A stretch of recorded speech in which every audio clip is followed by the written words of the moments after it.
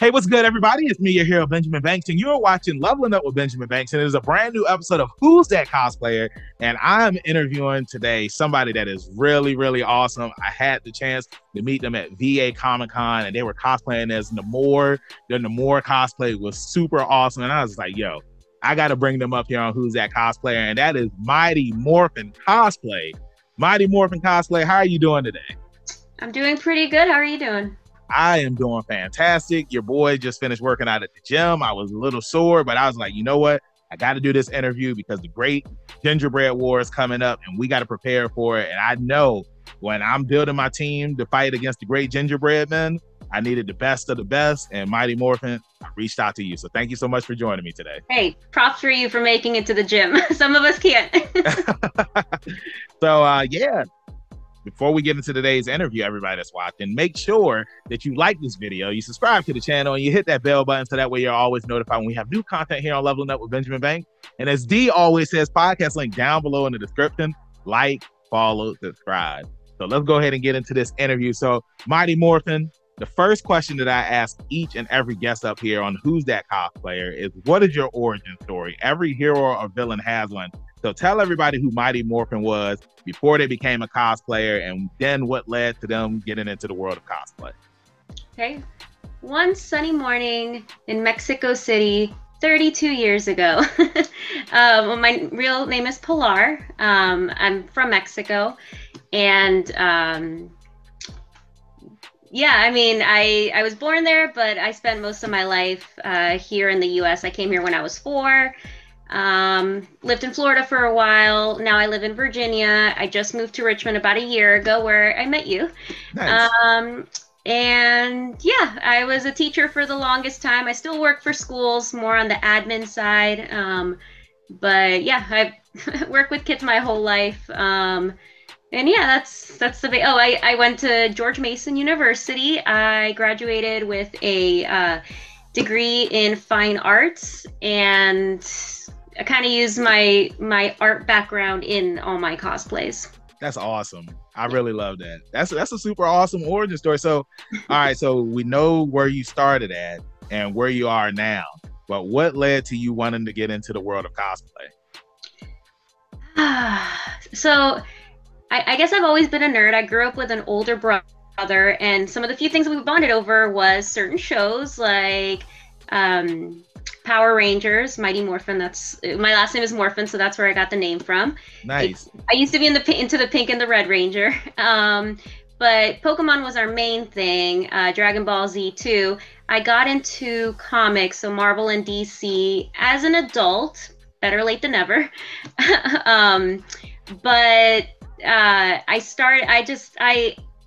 I just fell in love with the world of comics. Captain America was the first Captain America movie was one of my first big movies that drew me into comics, and then I just became obsessed and I went full throttle into it. I grew up with the Batman series, the original animated series, which of course was legendary.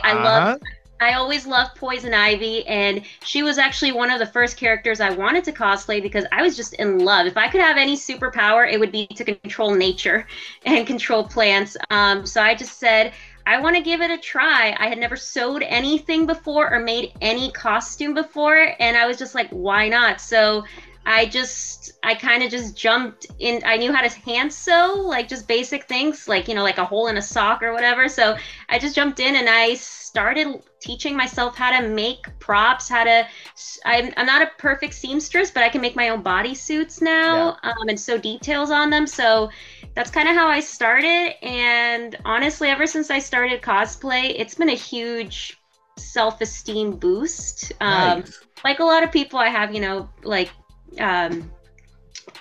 issues like with like a confidence issues with like body and everything, but cosplay has helped me with that a lot, and it's helped me come out of my shell. So I'm really glad I got into it, honestly. That's awesome. And to piggyback off of that, I was the same way. Like, growing up, I was always a nerd and whatnot, but it's like I wasn't as confident and as charismatic as I am now. And for me, it was becoming a professional wrestler. I had always loved watching wrestling growing up. And when I started my wrestling career, which it's been 10 years now, Wow.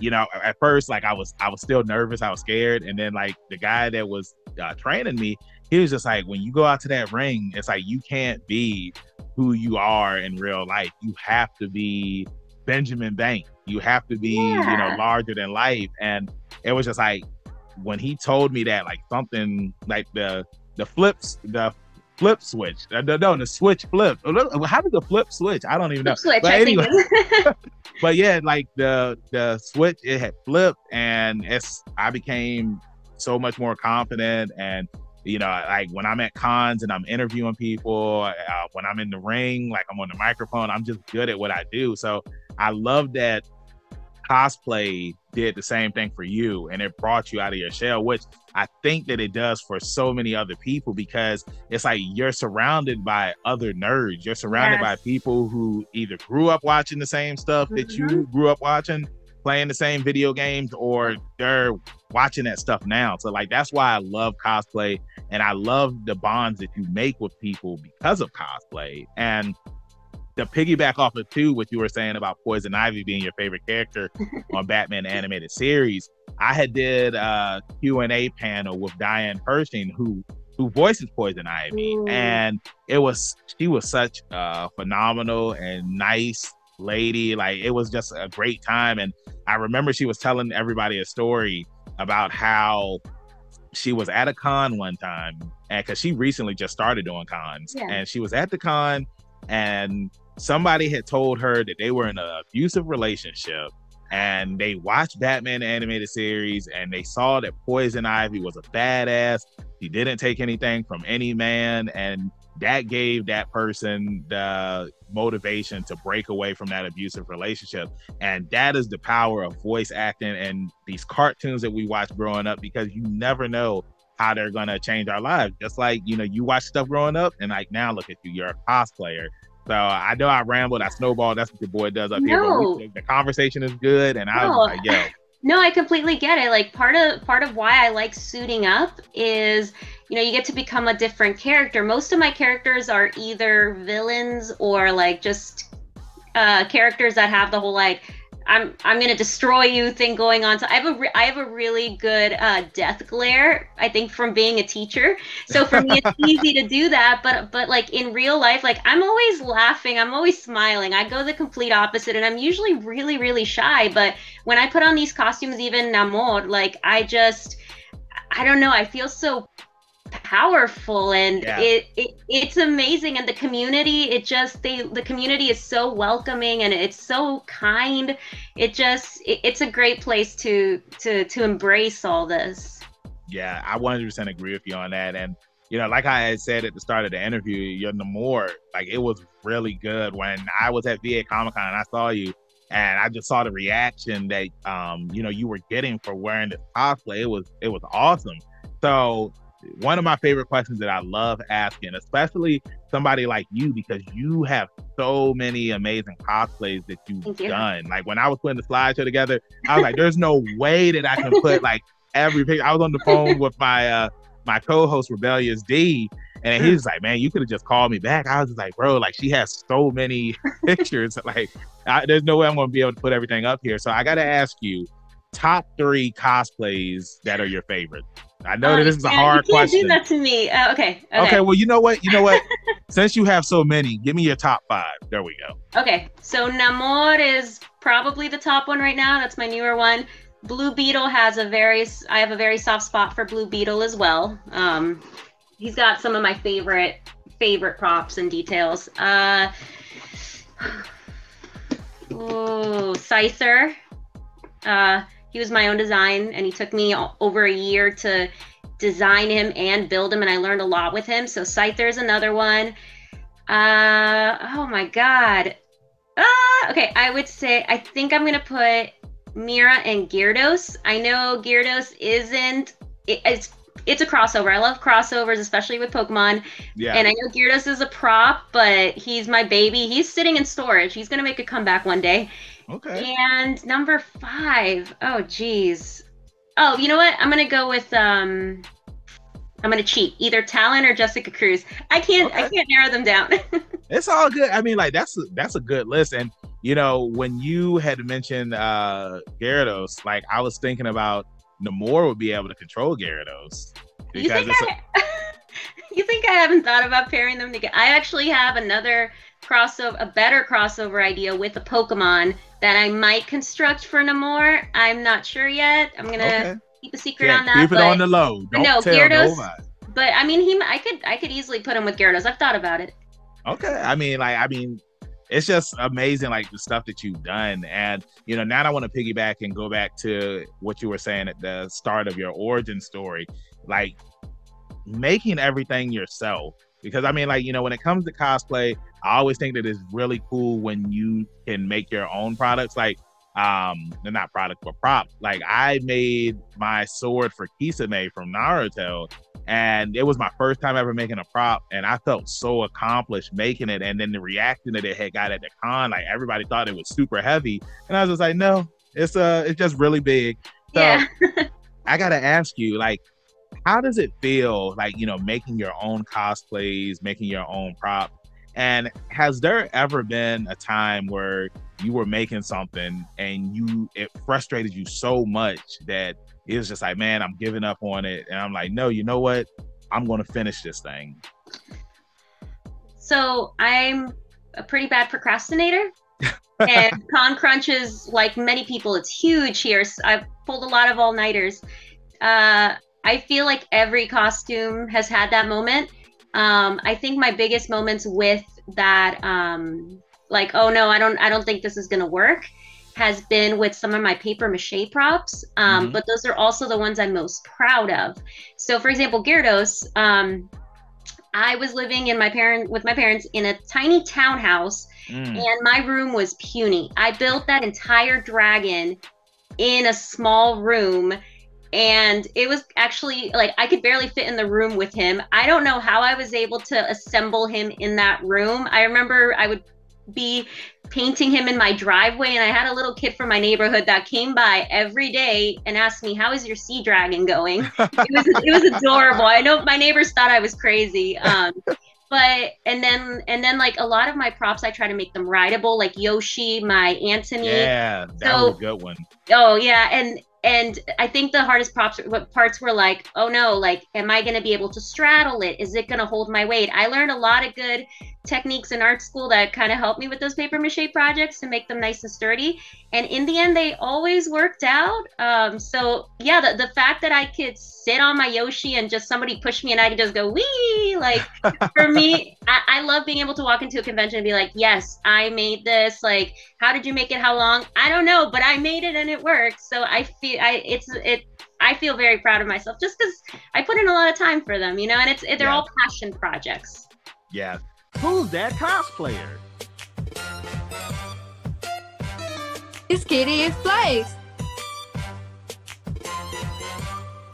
And like going back to what I had mentioned D earlier, when I had saw your Yoshi, it's like when I first saw it, I was just like, is it one of those things where, you know how like Halloween costumes, how the bottom will be, it'll be your feet, and like because the first picture I saw, it was one where you were like sitting on it, and I was just like, no, like that really looks like her feet. So it's just like, is there somebody inside this thing? And then when I saw the other picture of you on Yoshi from the side, I was like, oh wow, like she's actually riding this. And I think that that's awesome. And your sea dragon, like you mentioned, like I think that that's awesome that you take the time to, you know, make these things. And like you said, I made this. I feel accomplished because I made this. It took me time to do it, but it's getting the reaction that I wanted, and I feel great about that. So you get a pinky for that because that's super awesome. Thank you. So you're welcome. So now I got to ask you, like, what has been one of your favorite moments from going to conventions over the years? I have two that always stand out to me, and it revolves around kids. Big surprise, right? One of them was it hasn't happened since COVID because of all the shutdowns, but there was always a mom and her daughter, and the mom came up to me one time, and they looked familiar, but you know, you see a lot of people at conventions, and she's like, oh, can we get a picture with you? And I was like, yeah, of course. And we took a picture together, and she said, every year my daughter tries to find you and your cosplay because she always wants a picture, and I'm like, ah, cry. And then the other one was when I was Mira with Gyarados, and it's paper mache. It is super lightweight. Like all I have to do is pull a rope, and I'm not that strong, but it's not easy, or it's not hard to pull. Some little kid in a Captain America costume, of course he had to be Captain America, it was my weakness. And he was looking at the rope, and he was like, what, like, how do you move it? And I showed him, oh, you just pull on the rope. Next thing I know, this 4-year-old, 5-year-old kid was running off the aisle with my Gyarados, and I'm like, ah! It was adorable, and his mom was so embarrassed, but I was laughing. I was like, oh my God, your kid is the cutest. Yeah. Oh my, that's crazy, man. I don't know why, but it's just like now. Whenever I think about Gyarados, man, I just keep on thinking about Sea Dragon. That's all I keep thinking about. Man. But those are two fun moments, and like that's what I love about going to conventions, because it's like you never know what's going to happen, especially when it comes to kids, because kids, like, they always are just so amazed. It's like them seeing Santa Claus, but it's just like they're seeing like their favorite video game, comic book characters. Even if they don't know the character, like it happens the same as adults. Even if you don't know the character, you see something cool, you're like, whoa, what are you? And you know, when people go in costumes, they're okay with having their picture taken. So I'm always encouraging families and my friends with kids, go to a convention, even if they don't know who you are, even if you don't know who they are, even if you don't go in costume, the people and the cosplayers, they're amazing. Your kid is just gonna love seeing the costumes. Yep. I 100% agree with you on that. So, you know, now I gotta ask you, it's because I really love your cosplay name, Mighty Morfin Cosplay. And, you know, early at the start of this interview, you mentioned that you and your brother, y'all watch Power Rangers together. And it's just like, we have the 30th Power Rangers anniversary coming up soon. And I'm really looking forward to that. I feel like Power Rangers is one of those things where it's like, even if you stopped watching it over the years, it's just like you'll always be a Power Ranger fan at heart. It's the same thing like Scooby-Doo. It's something that'll always be around. So, and I've never asked anybody this question because it's like I get Power Ranger fans up here, but we never get to this point. But I got to ask you, which Power Ranger season is your favorite season? So I'm not the most hardcore Power Ranger fan. I just watched it growing up. But that was so long ago that I guess it was one of the original seasons. All I remember was watching it and falling in love with the pink and red Ranger.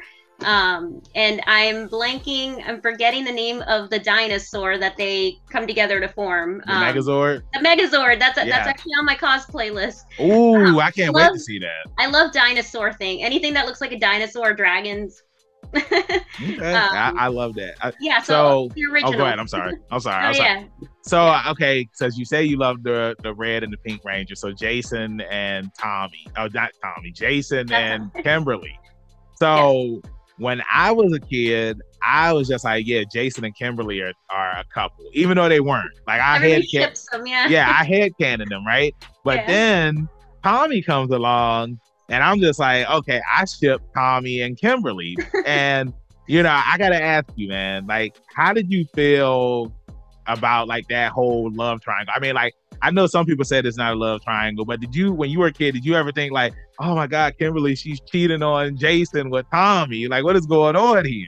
I honestly don't remember what my feelings were back then, to be completely honest. I feel like it's been forever ago, but because my last name is Morfin, I was like, I have to. When I was a substitute teacher and the kids kept forgetting my name, I'm like, you know, Mighty Morphin Power Ranger. That's how they remembered my name. And I was like, I got to latch on to this. But yeah, for me, Power Rangers more than anything is just like a fond childhood memory, because it's one of the few things that my brother and I bonded with. So. All right. Well, you know, before we move on from Power Rangers, I do want to say rest in peace to Jason David Frank, who recently just passed away.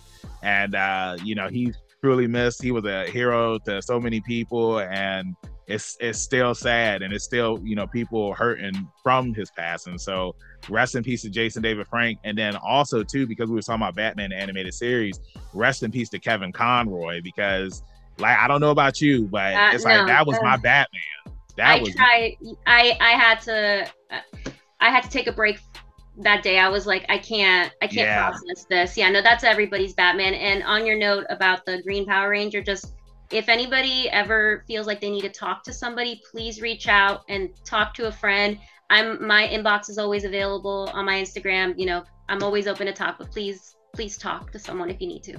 Yeah, and to piggyback off of what you just said, I 100% agree with that. And after I had found out, you know, what happened, like I had made a post on Instagram and Facebook saying like, hey, if you need to talk, like I'm available. Like I know I'm always super busy, but you know, sometimes it's like you need somebody to talk to and like just vent, because it's like so many people are going through so much stuff in the world, and sometimes you just need to talk to somebody.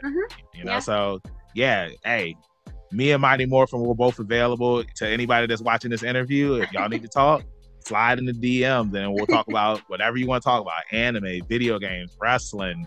We'll nerd out. Yeah, we'll nerd out. Exactly. So we're here at the end of the interview, and I got to ask the final question. The Great Gingerbread War is coming up, and I got to know, what is one of your favorite Christmas moments that you have ever had from over the years? I'm going to take it way back. Okay. To when Pokemon, the first versions came out. Okay. And this is one of my favorite Pokemon moments because I got my yellow version and my first Game Boy. Nice. But the reason it was so special was because my brother and I got our Pokemon versions together. But it was one of the few Christmases we actually went back to Mexico to see my grandma. So I just remember getting the, you know, opening Santa Claus gifts and then sitting on the couch with my grandma and trying to introduce her to all the Pokemon. And she had no idea what I was talking to. She was just indulging me. She's like, Pikachu, that's Pikachu too, right? Pikachu, Pikachu, Pikachu. So that was my favorite moment. Oh my God, that's awesome, man. And it's cool that you and your brother both had got Pokemon at the same time, because I literally just finished interviewing somebody else up here, and they were telling me that one of their favorite Christmas moments was when they had got Pokemon on the Game Boy. I think it was either the Game Boy Color or the Game Boy Pocket. They said that they got it on. But I was telling them that my mom, she had got me Pokemon Blue. Even though my favorite color is red, she got me Pokemon Blue. And then next year, she had got my brother Pokemon Red. And I was a bad Benjamin Banks when I was a kid. So it's like, my brother got Pokemon Red for Christmas, but I was just like, hey, since red's my favorite color, I'll just take Pokemon Red. You can have Pokemon Blue. And, you know, my brother, he's like, okay. You know, he didn't know, but my mom was just like, no, that is his game. And I was just like, well, mom, red is my favorite. And I am so envious that you got Pokemon Yellow, because when I was a kid, like, that was the game. Pikachu followed you around and everything. And you didn't have to choose between any of the starters. So I got the best of both worlds, but my brother and I had to get the same game, or, you know, the game at the same time, because A, we would have fought if we didn't, and B, we always named our rivals each other's names. So my rival was my brother. It was a brother sister thing. I love that, man. I love that. And I think that is a great way to close out this interview, because it's been one fun ride. And I gotta ask, does your brother cosplay as well? No, but you know what? He's a big muscular gym guy, and I keep telling him there's a million cosplays he could do. There is. You'll get the ladies loving him. There is. I hopefully because I hear this from so many cosplayers, it's like they got into cosplay because of a friend or a family member. So I mean, like, I'm sure your brother, you know, he sees all the awesome cosplays you do, and he's just like, man, you know, maybe I should give this a try. And I can't wait to see that post where you and your brother do a group cosplay together. And I mean, I'm thinking about Pokemon, because you're a huge Pokemon fan. It would be awesome if y'all did Jesse and James. I'm just saying, you know. My nephew could be Meowth. That's right. And that's how we're going to end this interview. So thank you so much, Mighty Morfin, for joining me up here on Who's That Cosplayer. Before I let you go, let everybody in social media land know where they can find you. Mighty Morfin Cosplay on Facebook and Instagram. Morfin is with an F, not a PH. And y'all heard it from her. And you know where you can find me, your hero, Benjamin Banks, at KingBenji_Banks on Twitter, Instagram, and TikTok. You can find me on Facebook at Benjamin Banks. I should be the first person to pop up. If not, then I need to contact Mr. Zuckerberg. Thank you all for watching this interview. Make sure you check out some more interviews that we have here on the channel, along with reviews and reaction videos. Check out the podcast. We have brand new episodes every Tuesday, and then the link is down below in the description. And the video of that interview is up here on YouTube on Friday. So with that being said, Keep that pinky up. Stay positive. The Great Gingerbread War is coming up soon. We'll see you next time on Leveling Up with Benjamin Banks. Peace. Thanks again, everybody, for watching another episode of Leveling Up with Benjamin Banks. Make sure you like, follow, subscribe to the channel. Podcast, we got that too. Make sure you give us a thumbs up and hit that bell for further episodes and notifications. Thanks a lot to our patrons. And if you don't mind, join the Patreon. We'll be having new specials coming up soon.